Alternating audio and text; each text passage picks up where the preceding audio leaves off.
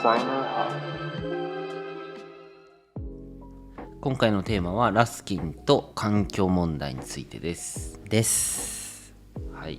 前回までは経済学の話をちょっと長めに話してきたんですけれども、これで最後ですね、ラスキンのその環境問題を彼がどういうふうに見てたのかっていう話をしていきたいです。はい、で経済学の話でかなり彼らしさが垣間見えたかなと思うんですけど、ここでも同じような感じで、その環境問題、というよりその環境汚染ですよね、実際に起きているその現象を単純化することなく、ありのままを捉えて問題を提起するっていう、そういったアプローチをしているので見ていきたいなと思っています。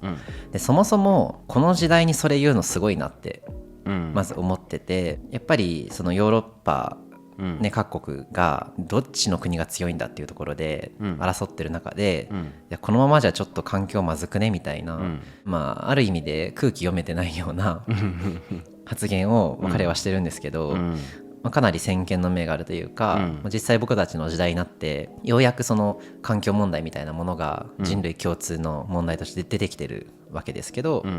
100年以上かかってるわけですね、そこまで。なかなか目の付けどころが鋭いなっていうふうに思うんですけど、環境とか自然っていえばダーウィンがね、前回もちょっと出てきたんですけど、イギリスの生物学者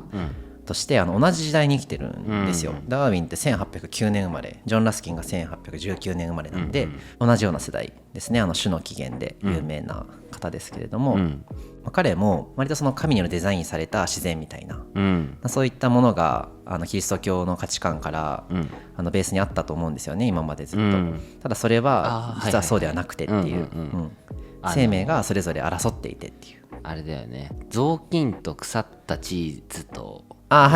れ置いといたらネズミが発生すると思ったけど、ダーウィンがそれは違うよって言ってたんだよね。そうこの間もその話出たよね、確か。ごめん全然いいんだけど再放送そうそれぐらいしか多分ダーウィンのこと知らないかも、だから完璧な形で神が生命をデザインしたってわけじゃなくて、結果として生き残ったやつらが今ここにいるだけだっていう話なんですけど、これもその他のいろんな分野で起きているような、なんかこう宗教的なものから科学的なものに流れていくこの時代の風潮でもそうだし、そう伝統的なものからこう啓蒙的なものに説明ができるっていう方向に流れとしてあるわけですよね。なんですけど、やっぱラスキンってなんかそういった流れの中で、宗教オア科学、伝統オア啓蒙みたいな軸ではなくてね、全然別のところから物事を見てるっていう、なんかそんな人だなっていうのを改めて環境の話を見て思ったっていう感じです。あえてあまりここまで説明してこなかったんですけど、近代画家論の中にその環境だったりとか、もうちょっとこう具体的に何ていうんですかね、目の前のその風景みたいなものに対するこう向き合い方っていうのを彼は持論を展開していて、そういう話を紹介していきたいなと。まず近代画家論はだからあれなんだ、その絵を描くスキルがどうこうって話ではないんだね。ないですね。だからターナーがなぜ素晴らしいかっていう話をしてたよねっていう話をかなり序盤にねこのシリーズのしたかなって思うんですけど、おさらいですよね。ターナーは自然に即してないっていうふうに言われたわけですよね、ロマン主義の画家として。なんだけどラスキンは逆に彼の作品は自然に即したものであるっていうふうに言ってるわけです。確かにパッと見ね、今の価値観から絵を見てた坪間さん分かると思うんですけど、確かにターナーの作品ってこう大胆な色使いとか、境界線があんまりないようなちょっと曖昧なね表現をしてたりするっていう意味で、その新古典主義の絵画と比べると、どっちかっていうとこうパッと見の印象は写実的じゃないよねみたいな、そう思う人も多いかなって思うんですけど、ラスキンってもうそのただひたすらに科学的で客観的で、表面上その写実的であるみたいなことだけが自然に即すことではないっていうふうに思ってたわけですね。でそこに必要なのってその画家の持つこう色調だったり色彩に対する知識とそれをこう目の前に落とし込む技術であるっていう風に言っていて、その客観的分析とそのターナーのようなその海外におけるこう表現力があるわけですよね、彼独自の、っていうのが合わさった時に初めて自然に属した芸術が生まれるっていうのが彼の考えていたところですね。前々前回ぐらいに出てた思考と労働がセットじゃないとダメだっていう、なんかこことも通じる話かなっていうふうに思います。で、どんどんいきますね。近代画家論のその3つ目第3巻、ここでラスキンが提示したっていうのがその風景の倫理っていう話があります。これキーワードなんですけど、風景の倫理、ちょっと意味わかんないんですよね。風景画を描くときって当たり前なんですけど、人って風景を見たり過去に見た風景を思い浮かべながら描くわけですよね。じゃあその時に我々ってどのように風景を捉えるべきか、なんか美しい風景を見た時にこう湧き上がる感情とどのように向き合ってどのような倫理観を持ってその風景を愛せばいいのかっていうのが風景の倫理っていう話です。ちょっと大げさな話ですよね。そんなんどうでもいいわって思っちゃうというか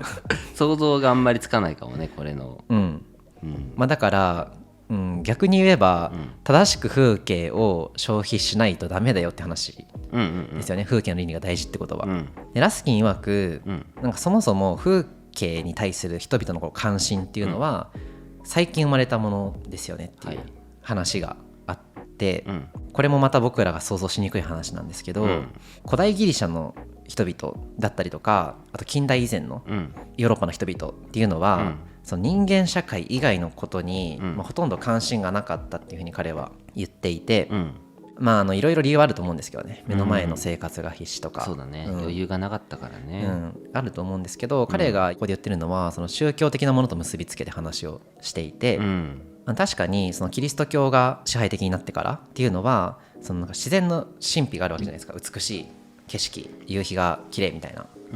あった時になんかそれを見て人は何かしら感動するわけですよね。でその感情の理由って全部神的なものと結びつけて説明されるわけですよね。しかもそれがヨーロッパ中の人々、ほとんどがそれ同じものを信じているから、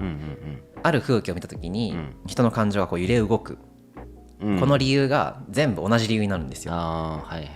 神様が素晴らしい何かを作ってるからとか、こう神のなんかのなんだろうが起こってるからこうなんだとか分かんないけど、っていう風に考える余地がなかったわけですよね。夕日見てちょっと切なくなる、この切なくなる気持ちは何に由来してるんだろうみたいなことを考えないってことです。どうですか、イメージつきます？もう宗教がそれ定義してるから考える必要がないと思っちゃってるってことかな。そうだから、その宗教的な意味とはすごく結びついてるんだけど、その人間が介入できることじゃないっていう話です。人間の自然を切り離して考えられてたっていうのが、宗教改革以前キリスト教がすごい強かった時代の話、ただこれが宗教改革を経て、どんどん宗教的なものに対する優先順位みたいなのが下がってくるわけですよね。でそれが近代になるにつれて人が風景に興味を持ち始めたみたいな、風景の発見とかも言われるんですけど、風景という概念がそもそもなかったっていう話ですね。だしその近代に入ってから、その風景を通して人が感じるその感動だったりとか心の動きっていうのをこう描写するんですよね。描写するようになってきた。でそれを誰かに見せて共感してもらおうとすることが多くなってきた。それはなんかポエムとかにも現れるし、絵画とかにもそうだよねっていうのを彼は言っていて、でなんでなのかっていう話を改めてすると、その啓蒙主義だったりとか宗教改革によってその宗教的な概念というのが薄くなってきたからですよねと。だからある景色があった時に何か自分の独自の表現を使って描写するわけですよ。それで共感してもらうのってしかも気持ちいいんですよね。そうだね。だからそこにこう依存していくみたいなのもあったりして、とにかくその風景を見た時の感情を何かこう主観的な説明でそれを理由付けようとしたっていう風になってきたよねっていう話をしています。でも今っぽいよね、多分。その芸大じゃないけどさ、芸術系の大学とかってさ、多分そういうところを教えるよね。感情の乗せ方って言い方があれだけどさ、そこもちゃんとこう絵に出すみたいな。そうですね。だしこう説明付けようとするっていうのはすごくこの時代の流れですよね。さっきの経済学の話もそうだし、あれだよね、納得度があるかみたいなところじゃない、人の。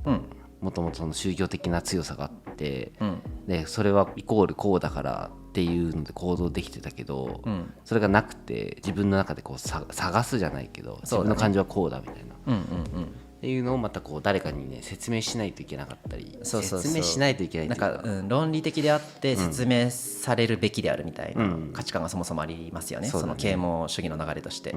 それをすごい問題視してるのがラスキンっていう感じです、それを干渉性の語尾間違って理解することっていうふうに言ってましたと。でこれがなんで問題なのかっていうことなんですけど、風景を見てその感情がどう動いたのかっていう、風景というものを見るんじゃなくて、その風景によってどう自分の感情が動いたかっていうところにばっかり意識が集中してしまうと、ものを正しく見れませんよねっていうのが彼の主張です。わかります。これってすごい現代っぽいですよね。もちろん近代の話なんですけど、現代にもつながる話だと思ってて、パッと綺麗なもの、綺麗っぽいもの、花火がパンって上がったみたいな瞬間に人はカメラを向けるじゃないですか今、そうやってなんか誰かにこれをシェアしたいみたいな感覚があると思っていて、その花火がどのようなものかに多分あんまり関心が向かない、今のその起きてる現象に無理やり結びつけるならそういうことも言えるかなって思ってて、つまりその干渉性の語尾が生まれてしまうことによって風景と向き合えなくなるよねっていう話です、見た目だけで入ってしまうっていうことだよね。はい、でこれがその風景に対してどのような愛情を持つことが適切なのかっていう話につながってくるわけです。だから彼にとってその風景の倫理っていうのは、その干渉性の語尾に邪魔されずに風景を正しく愛するにはどうすればいいのかっていう話です。言い換えると、なんとなく確かに。でも現代人ってまあ俺も含めてだけど、SNS に踊らされてる感はちょっとあるなと思ってて、やっぱり撮る写真もね、なんだけどなんか自分の中でここいいなとか、例えば俺の話だと江東区すごい俺好きなのね、門前仲町って街が好きだから、そこで写真撮るんだけど後日それを見て美しいかっていうと見た時には別に美しくはないよなって、でもそこはなんか自分の中のこう記憶だったりとかその時の感情が乗っているからこれはすごいいいって思えるんだけど、これを SNS に上げようとかは特にないなと思ってて、っていうのもあればこれめっちゃ面白いなっていうパシャッとすぐ SNS 上げるっていうのもあるから、なんかそこの違いっていうのもやっぱりあるよなって、みんなにも多分こういうのあるだろうと思って、ここはラスキンのねあれですよね。そういう干渉性の語尾に振り回されてたら、その本当に美しいものが何かも分かんなくなるし、それの価値も相対的に減っていってしまうし、でこれ今風景の話ですけど、もちろん絵画とか建築物とか日頃使うものとかにも当てはめて考えることもできるだろうし、みたいなね、すごく汎用性のある話かなっていうふうに思ってます。で彼はその風景の倫理をどうあるべきかっていう話をするんですけど、2つ言ってて、そのまま原文読みますね。目から鱗の経験を一時にできるだけ回数を少なくして味わうことで満足せよ。目から鱗ってもこの時にあったんだね、言葉。これは多分ね英文をうまいこと訳してるんだと思うんだけどね、そういう表現があるんでしょうね。でこれってまさにその風景というコンテンツの消費の仕方の話をしてて、そのなんか大げさにこう、それこそ花火とか夕焼けとか、分かりやすく人が感動するものってあるじゃないですか。そこにこう中毒になってはダメ、派手な風景だけにこう偏ったり、その風景をこうジャンクにね、消費するんじゃなくて、風景をまず噛みしめて味わうことで、その自然愛を満たすべきだよねっていう話なんですよね。これもまさにさっきのね写真の話もそうだけど、とりあえずこう綺麗っぽいものをカメラに収めるんじゃなくて、本当にカメラに収めたいほど自分の感情が動いてるものって何なのかっていうのを正しく判断しましょうみたいなね話だし、その派手なものだけじゃなくて、些細な感情の動きにも敏感になるべきじゃねみたいな、敏感になるべきじゃねっていうよりかは、その些細なところ無視してると、なんか他の自然の美しさが分かんないよねみたいな話ですよね。気づけないよねって。いやそうだよね、わかる。しびれます。しびれてるいや響いてるそうですね。2つ目が、その目から鱗の感じを引き起こす源泉、うん源を世界中にできるだけ多く保存せよ。これはあれだね、芸術の話に近い、彼がずっと言ってる話、建築も多分絵画も全部そう、それの一番オリジンとしてあるものが彼にとっては環境だった、風景だったっていうのはありますよね。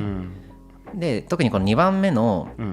彼の価値観っていうのが、ラスキンの後半生において彼のやってきた保護活動に直接つながってくるわけですよね。でさっきね彼が亡くなった時の話したんですけど、その人生の後半に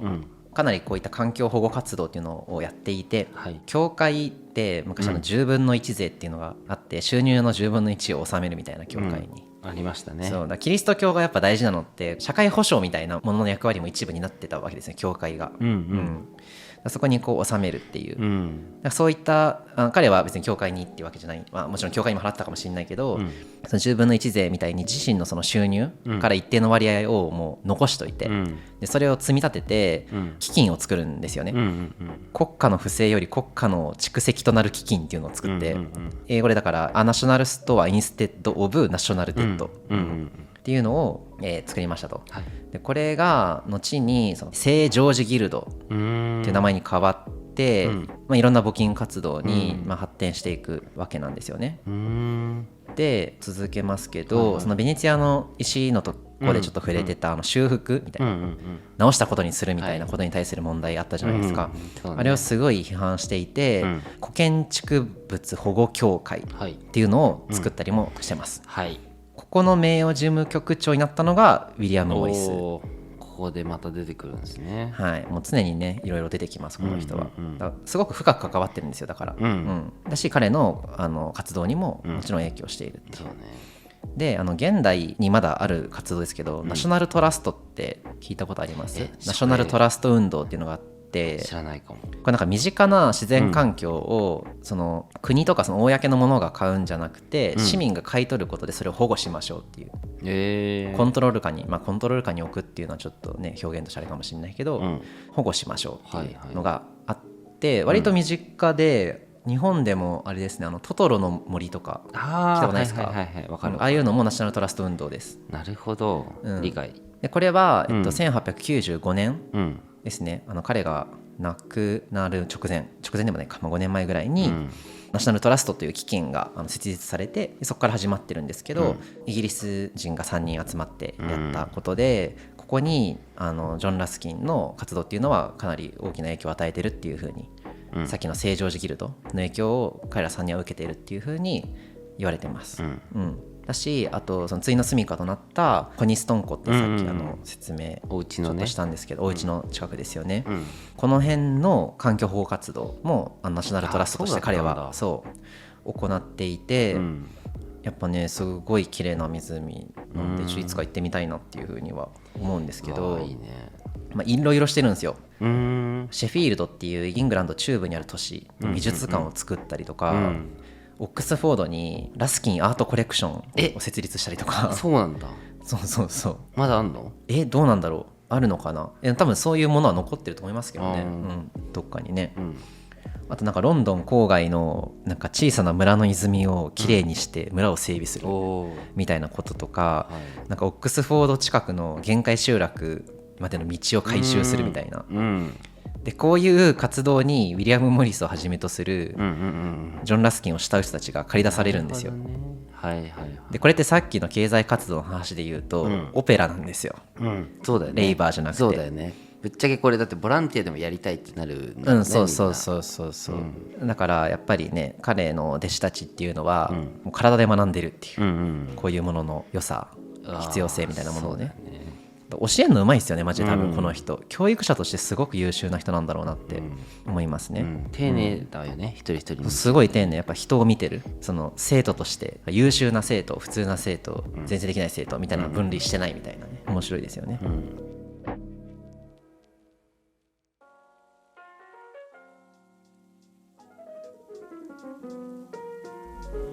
で最後になるんですけど、その彼の環境に対する考え方っていうのがやっぱすごく面白いので、どのように整理できそうかっていうところをちょっと最後考えてみたいなと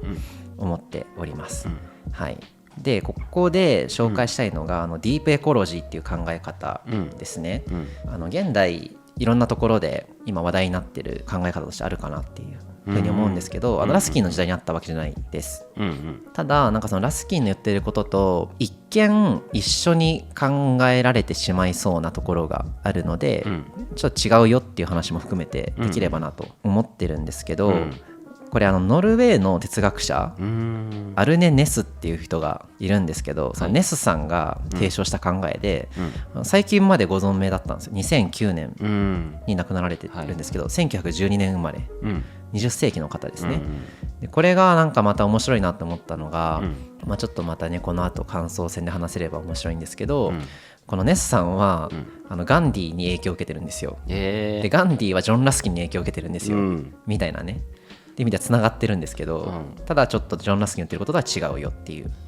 そうだね、直訳するとその深いエコロジーですよね。まあ直訳したらね。そうだから浅いエコロジー深いエコロジーってあるっていう話、で、先にちょっと比較対象として分かりやすいので、当時のね近代的な価値観におけるその環境に対する考え方のその主流メインストリームをちょっと触れときたいなと思うんですけど、環境が悪くなることって普通に人間の経済活動においても不利益なんですよね。そうでございます。ちょっとだけ視野を遠く見えるように設定すれば分かるじゃないですか。目の前はめちゃくちゃ稼げるけど10年後それに持続可能性がないみたいなことって不利益ですよね。だからあくまでもその人間の生活を便利にするためとか、あと経済合理性を追求するためっていうのに環境保護ってしなきゃいけないよねみたいな考え方がその近代的な考え方としてまずありますと。続けられないから経済活動を、そうだね、あくまでも人間のための自然で人間がコントロールして管理してそういうのができる対象としてまず自然を見てますよね、この考え方によってね。で、次に例に挙げてるのがその功利主義でベンサムの今回ねちょっと本当は触れようと思ってたんですけど、はしょっちゃったところとして、その功利主義、最大多数の最大幸福のやつですね、有名なやつですけど、これを元にして考えた時に、人間というのは、間違いなく豊かになる必要があると、でこの最大多数の最大幸福の最大多数ってどこまで含まれるんだろうと、人間以外に含まれますよねっていうのがここで僕が今説明したい話で、人間と同様に他の動物たちにもその快楽というものが存在するように見えるじゃないですか、ワンちゃんとか、である以上を、この最大多数最大幸福っていうものの範囲っていうのは広がっていくべきだよね。だから不当な殺戮とか猫とか犬の殺処分っていうのは容認できませんよねっていうのがこの功利主義を元にした考え方ですね。これが20世紀半ばとかに出てくるわけですよね。そのいわゆる動物愛護自然愛護的な考え方っていうのは、この発想がベースになっているものも多いかなというふうには思ってます。でここで次に出すのがディープエコロジーです。ネスが言ってるやつですね。ネスさんが言ってるやつっていうのは、そのさっき言ったこの2つ、近代的な方も功利主義っぽい方も、どっちもその人間を中心に考えすぎだと。で伝わりますかね。わかります。そうまず前者の方は、人間のためにまず環境って保護されるべきだよねっていう発想の視点で論外じゃないですか。で功利主義の方も、その人間のこの快楽のあり方みたいなものを人間が勝手に拡大解釈して、他の動物たちも同じような快楽の基準を持っているはずだろうから、彼らを守る必要があるっていうのが功利主義の考え方ですよね。それってすごい人間の勝手じゃないですかと。多分この環境をこの構成する多様な動植物たちには、彼らなりの多分要求とか権利っていうものが存在して、それは人間とは違う可能性があるじゃんっていう、そりゃそうですよ、だからそもそも人間中心で考えることをやめるべきで、環境を中心にまず考えるべきだっていうのが、このディープエコロジーの考え方としてあるわけです。で一方ラスキンさんはどう考えたか。おもろ、でここまで見てきてなんとなくね、想像もつくと思うんですけど、彼ってずっと人間のことしか考えてないんですよ、人間中心なんですよ、どこまで行っても。だからディープエコロジーの考え方でちょっとやっぱ違うんですよね、そう視点はずれてる気がする、ね、そうだからその自然や環境が保護される必要があるって確かに彼は言っているんですけど、それって人々が経済的にどうであるとかっていう話でもなければ、動物がかわいそうだからとかって話でもないわけですよね、彼ってそういう豊かな自然や環境がないと人々が精神的に豊かに生きれなくなっちゃいますよねっていうところに問題があるって言ってるんですよね。わかる。今まではすごい言い方が悪いけど、食事に影響があるか、だペットとして楽しむかじゃないけど、っていう文脈がすごいあったと思うね、っていうなんかその自然というかさ、まあなんかその人間もいて動物もいて、でそれをこう自然と呼ぶっていう、だけどラスキンの場合はなんかそういうのではないというか、まあ、人間は人間中心に考えるんだけど、なんか人間にとっての自然の役割何っていうところからアプローチをしてるっていうことで、そうだね、それって決して経済活動を保ち続けるためじゃないみたいなね、話だと思うんですよね、別に彼はなんかその環境中心に考えること自体を否定したのかどうかってちょっと分かんないんですけど、多分その経済の話でもあったように、そもそも人間が幸せになるところからじゃんっていう、まあそうですよ。さっきの功利主義の考え方って、ある程度その人間ってもう幸福になっているよって前提に聞こえるじゃないですか、身の回りのことが危険にさらされてる人って別に犬とか猫のこと考えられなくないですかっていう話で、ラスキンからしたらそういう状況なんですよね、今そもそも人間のこの状態が危ぶまれているから、他の生き物がどうとかっていうのは確かに大事かもしれないけど、彼がそう思ってたか分かんないですけど、多分彼からすると関心を持つもののその優先順位としてすごく後ろに来るだろうなというふうには思っていて、さっきのそのエコノミーの話、ポリティカルエコノミーの話をここでまた出していきたいですけど、エコノミーという言葉の由来って、オイコスをノモスを使って、つまり家の中を規範や規律を使ってどのようにうまく収めるかっていう話じゃないですか、それを社会のためにどのようにすればうまく社会が収められるかを考えるっていうのがポリティカルエコノミーだとした時に、彼のその環境に対する問題意識って、こう自然をどのようにエコノミーするかっていう話でもあれば、その精神がどのようにエコノミーされるべきかって話でもあるわけですよ、そうですね。このラスキン以外の3つの考え方って基本自然にしか向いていなくて、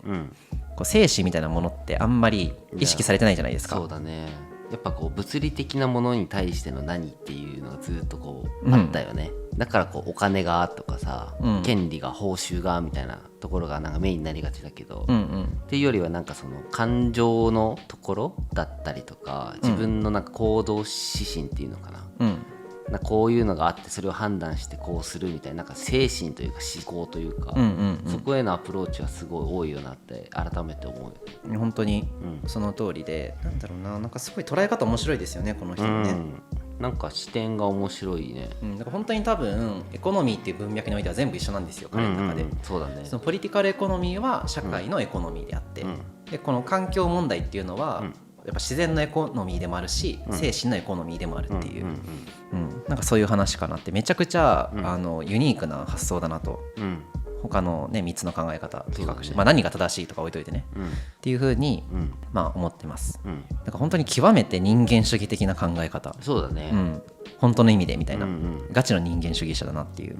ふうには思ってますね。だからやっぱ当時の、今でもそうなのかもしれないですけど、ラスキンに言わせれば、やっぱ当時の人間中心的な考え方ってすごく限界がある、不当に抽象化しすぎだしみたいな、功利主義そもそもちょっとずれてるしみたいなそうだね、人間を正しく理解できてないよねっていう。そうだね、ルール重視になってるよね。からやっぱり彼の中では説明が不十分だし、そうだね、信じちゃいけないよねって、そこに盲信しちゃいけないよねっていうのがスタンスとしてあるかなっていうふうに思います。はい、そんな感じでラスキンの環境に対する考え方を、見てきたんですけど、ちょっとそうですね、経済学の方に話を戻すと、やっぱ同じようなことが同じような構造になってるかなというふうに思ってて、やっぱ当時の経済学ってその商業的なものとか、その貨幣を基準とした価値、定量化された価値ばかりに固執したせいで、人間そのものを正しく認識できてないよねっていうところに彼のその批判の対象があったと思うんですけど、彼の中ではそのポリティカルエコノミーがすごく大事でね、人間を正しく理解して人間の集合体としての社会を正しく運営していくための学問としてのポリティカルエコノミーがとっても大事だったと。だしやっぱそこに社会を構成する要素として人があるわけで、人が豊かじゃないと豊かな社会は成り立たないわけじゃないですか。だから人を豊かにするために大切な労働っていうものが正しく行われる環境があるべきだっていう話をしたし、彼の有名な言葉として性以外に価値はないみたいな言い切ってる話、尖った言葉が、強い言葉があるんですけど、これってこの環境の問題にもつながるわけですよね。自然という、当初彼はやっぱ神が作った自然の絶対性を信じてたわけなんですけど、宗教心を失ってからもなんかそこがなくなったわけじゃないと思ってて、変わらず多分自然は美しいものだって思ってたと思うし、それを見る時にしか得られない感情の動きっていうのは、彼はすごく尊重していたはずだし、それが本当の意味で生きることっていう部分に彼の中ですごく結びついていたから、そういう意味で人間の精神を豊かにするためにその自然っていうのはすごく大事。今日のここまでの環境の話をまとめるとそういうことなのかなって思うんですけど、さっきも言ったけどやっぱ賛否両論はあっていいと思うし、彼の言ってることがなんか絶対ではないと思うんですけど、なんかこの彼の問題提起というか視点の切り替え方、価値の点灯のさせ方みたいなのってなんかすごくその今の時代、生きる僕たちにとってヒントになってるなってめっちゃ思うんですよね。やっぱりそれって今激しく時代が動いてるわけじゃないですか。彼の時代もそうだったわけで、産業革命があっていろんな新しい発明品技術が出てきて、国の在り方も変わってみたいな、もうぐっちゃぐちゃじゃないですか、っていう時代だったからこそ、しかも宗教みたいなものがダメだったわけですよね。 OS として限界があったわけですよね、そうだから科学とか、こういう経済学みたいなところで人を抽象化して理解するみたいなところの、この物差し、すごく一元的な価値観なんですけど、そこに盲信する人たちって、僕はなんか仕方ないっていうか、人間ってそういうものだなっていうふうにも思ってるし、なんか今の時代においてもいろんなそういう問題ってありますよね。ジェンダーの問題とか環境の問題とか、いろんな正義がすごい勢いでアップデートされてる、50年前と今って全然価値観違うわけじゃないですか。そうだよね、そりゃもう、だからやっぱりその新しく生まれた正義みたいなものに人って頼りたくなるわけですよ、彼の生きた時代のいろんな人と同じようにね。ラスキンの言ってることがどうこうは一旦置いといて、多分彼のような姿勢っていうのはものの見方ね、大事なんじゃないかなっていうのはやっぱ思ってて、一回冷静になって本気でその目の前に起きてる現象がどういうものなのかっていうのを見つめ直すみたいな、なんかそういったアプローチっていうのが、すごく大事なのかなっていうふうには思ってるんですけど、どうですか？長々とありがとうございます。いや、すごいためにはなったんだけども、当たり前を疑うところから始めようかなとか。そうですね。ラスキンの言ってることって結構悪い意味でなるほどというか、そういう見方あったのかって、なんか言われてみたら納得するんだけども、なんかそういうところがすごい面白いなっていうのもそうだし、紐解いていくとやっぱずっと同じことを言っている。そう、同じことずっと言ってるんですよね。多分めっちゃ同じこと言ってる。だし、なんかね、俺は結構その今の仕事に置き換えていろいろ聞いちゃったんだけども、そうですね、みんながしてるからそうしてるとかさ、イエスマンになってはいけないなとかもそうだし、よくそのサービスデザインとか UI/UX やってると、やっぱそのアプリのデザインできるだけじゃダメで、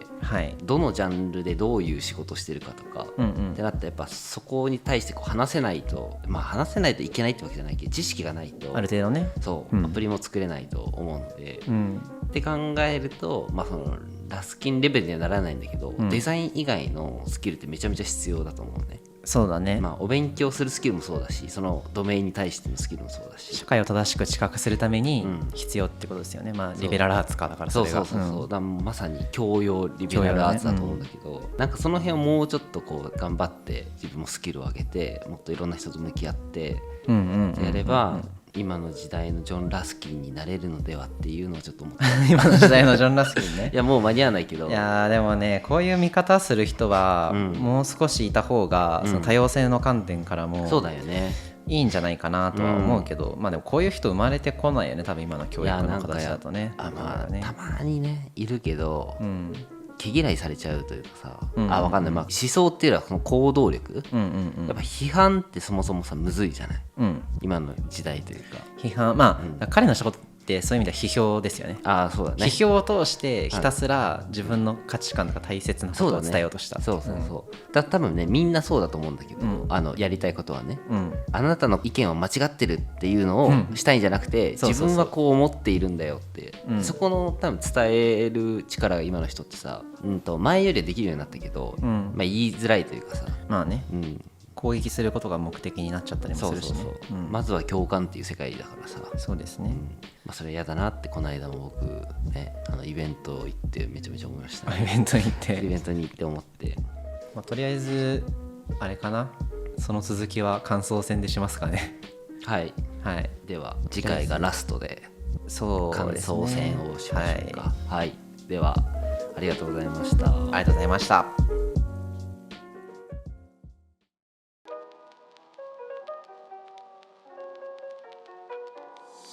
はい、ちょっと感想戦を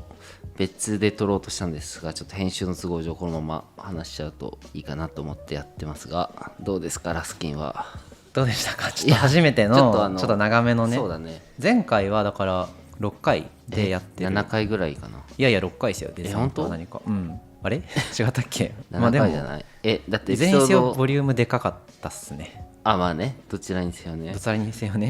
収録の話と今ラスキンの話ごっちゃになっちゃうかもだけど、一旦ラスキンの話する？ラスキンの話しよっか。どう？まだいや俺ね、わかんない収録っぽい話になっちゃうんだけど、ラスキンでよかったと思った。なんで？ウィリアム・モリスで初めやろうとしてたの、本当にやんなくてよかったと思った。初めにジョン・ラスキンやっといて絶対それはそう思う。途中でやっぱりこの人についてやっとかないと、まあ別にウィリアム・モリスもできるんですけど、ちょっとなんか理解浅くなるなっていう、ってぐらいこの人の存在がでかすぎて、なんかちょろっと最後に触れときたかったのが、ガンディーとかにめっちゃ影響を与えてるって話で、マハトマ・ガンディーって生まれでいうと多分この後なんですよ。19世紀の終わりぐらいかな、真ん中かな、ちょっと何年か忘れたんですけど、まあ、ラスキンの次の世代ですね。で一番最初に見てた世界地図でも分かると思うんですけど、まずインドが植民地だったわけですよね、イギリスの。でガンディっていうのはそのインド帝国と植民地としてインドがあったわけですけど、それをイギリスの支配から解放させるために尽力した、もう誰でも知ってるガンディさんですよね。で彼って友人からおすすめされて、この最後のものにも読めよっていう渡されて、それを読むんですよね、列車で。それが面白すぎて、移動中の列車の中でもう夜通し読みふけって、で彼が人生において大きく影響を受けた3人の中の1人にジョン・ラスキンが上がってるんですよ、ってぐらいとんでもなく。そうなんですね。そうでもさ、なんかさっきのさ、この最後のものにものタイトルの話があったと思うんですけど、なんかああいう緩やかな経済とか社会の仕組みって、多分ガンディの言ってたこととすごい被るところあるなって思って、で今日の話を聞いてから、古典ラジオのガンディの回聞くとめちゃくちゃ面白いと思います。確かに別の視点があってね、なんかねそのあたりすごく影響力、多分今の現代の日本を生きる僕たちがジョン・ラスキンを知らないのは知らないで仕方ないというか、まあ、そういうもんだと思うんですけど、やっ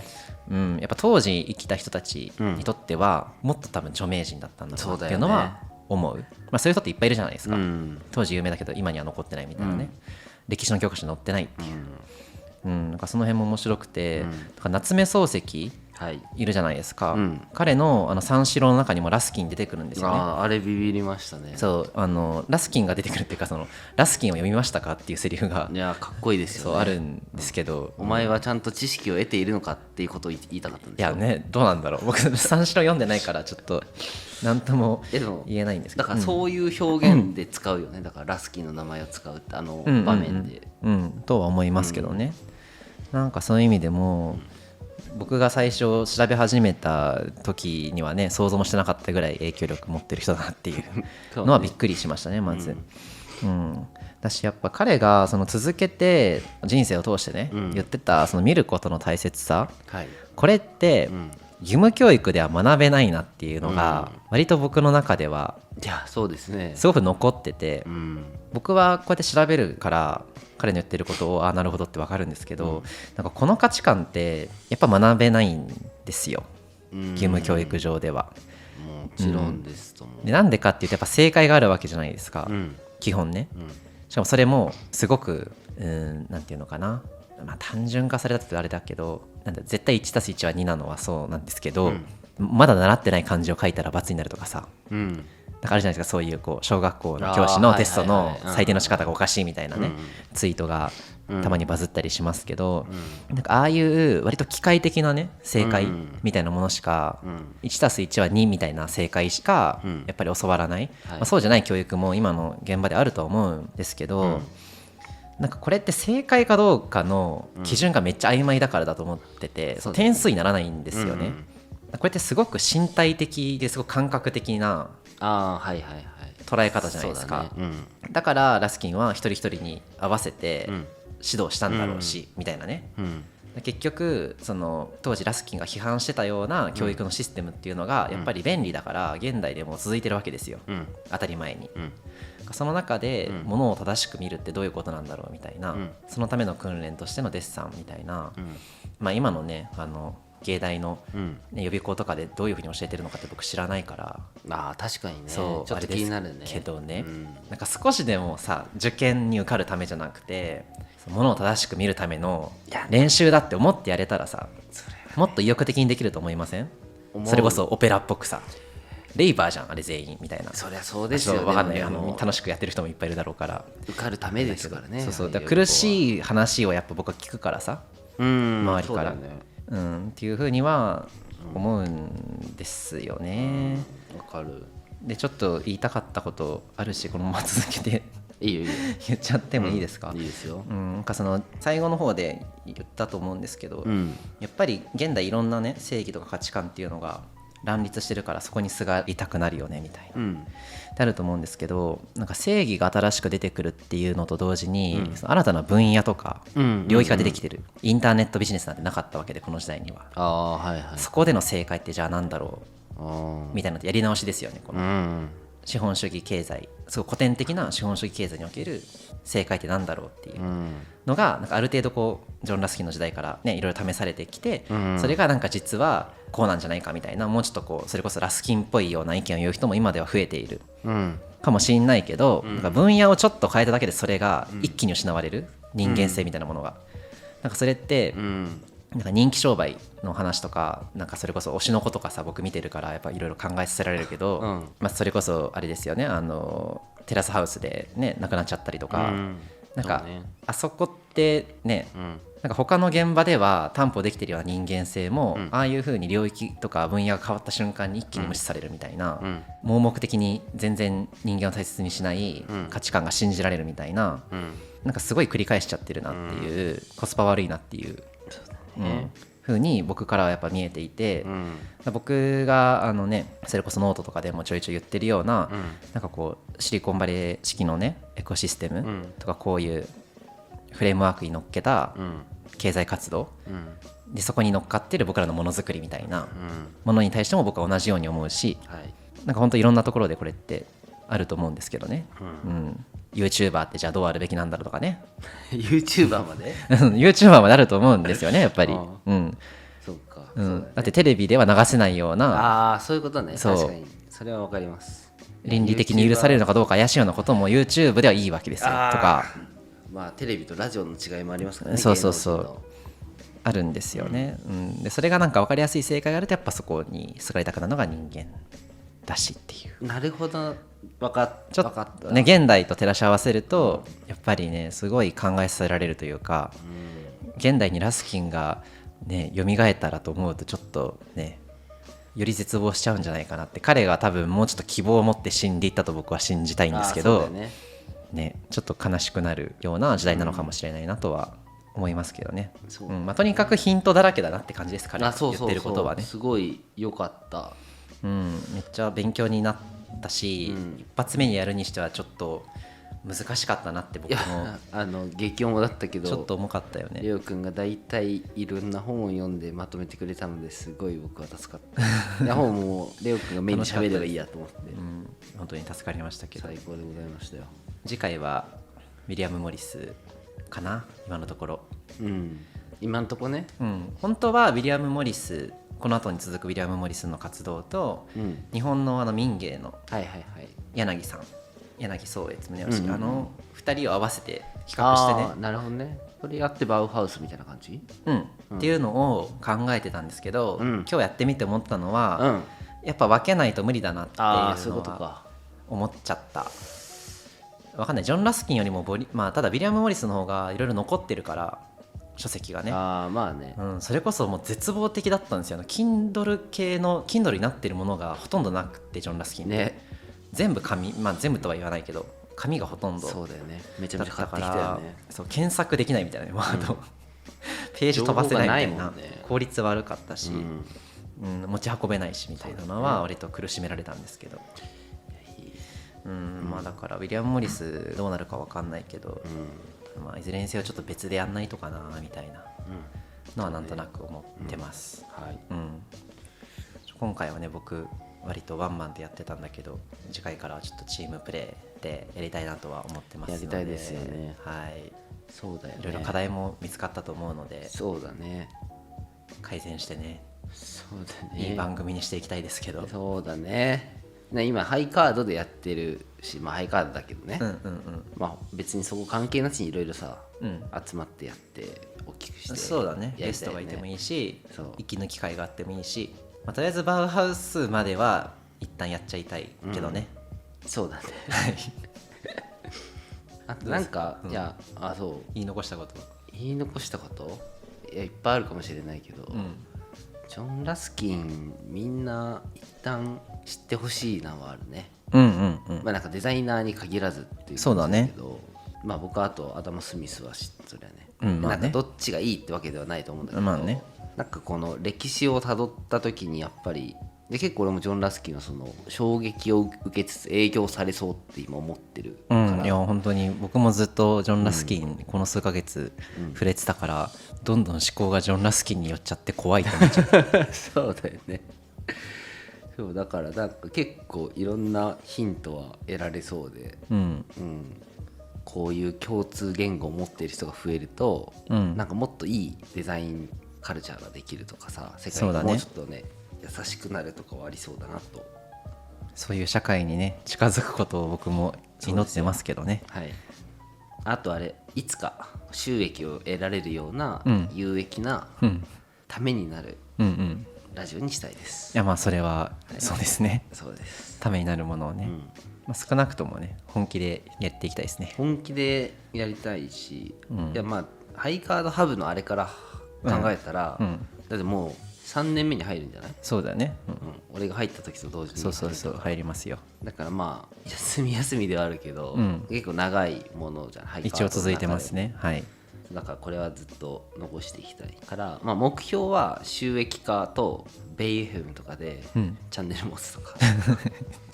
でかっ。じゃあまずコンスタントに週1上げるっていう、続けるっていう、ちゃんと。でもさ、それは違うと思うんですよ。あれいやだから週1上げるは別にいいわけよ。だからいいものをちゃんと当たり前にやるってね。そうね、それはそう。週1できたら嬉しいけど、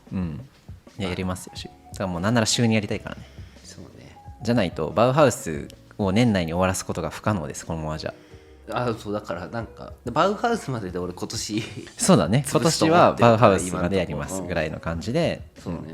えてますね。いやいいと思う。それでそんぐらいかな。収益ベイフェム、あとデザイナーハブの人ですよねって言われるのにちょっといいな、嬉しい気持ちよくなりたい、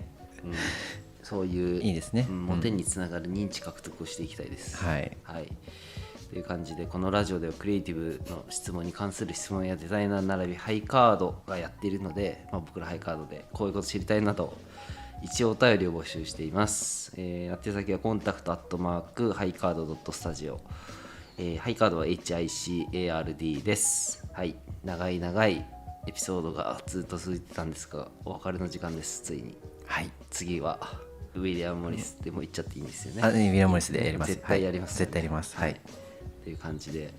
やっていきましょうか。はい、頑張ります。はい。なんで一旦ちょっと収録自体はあれだよね。7月以降なのかな。